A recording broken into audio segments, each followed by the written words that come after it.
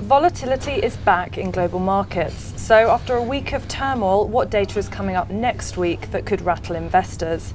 Sarah and Peter join me to discuss what's coming up in the week ahead. Sarah, the eurozone economy, the ailing state of the eurozone economy has been a concern for some time. What new news are we getting next week to help judge the path? Well, it's nothing too bright, I'm afraid. Like, all the data we have coming out next week will probably just confirm that October is another weak month for the eurozone.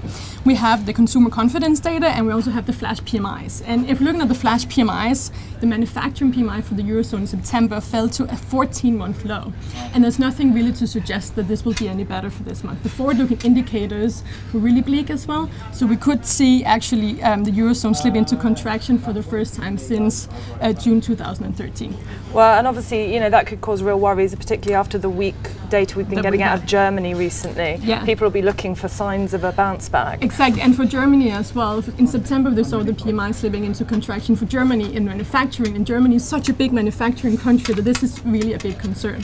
Now, another big drag on the world economy potentially has been the slowing down of China. We've got GDP figures next week. What are we expecting to see there? The slowdown confirmed. It's not looking that good there. I mean, we're talking about probably 7.3% growth year on year, which is a touchdown from the 7.5% the previous quarter. I think Europe would die for those sort of figures, but it's still a contraction. But it's going to be the slowest Chinese growth potentially since the 1990s, exactly. so pretty dramatic. And then closer to home, in the UK, we're going to be getting more from the Bank of England. Obviously, big debate at the moment about mixed messages about policy, likely rate hikes.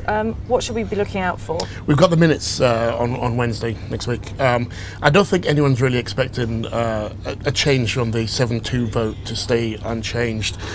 Even today, the Bank of England's chief economist, Andrew Haldane, he was very gloomy. I mean, he was suggesting rates lower for longer. So I don't think we're looking for anyone to vote towards a hike. So still a dovish message, and we've got GDP from the UK next week as well, just to round out the picture? We have indeed. We're looking for something like 0.7 quarter-on-quarter growth, a little bit below the 0.9 we got the previous quarter, but still a pretty positive figure when you compare it to neighbours next door. Well, fingers crossed, but it could be another interesting week. Definitely. Thanks for joining me.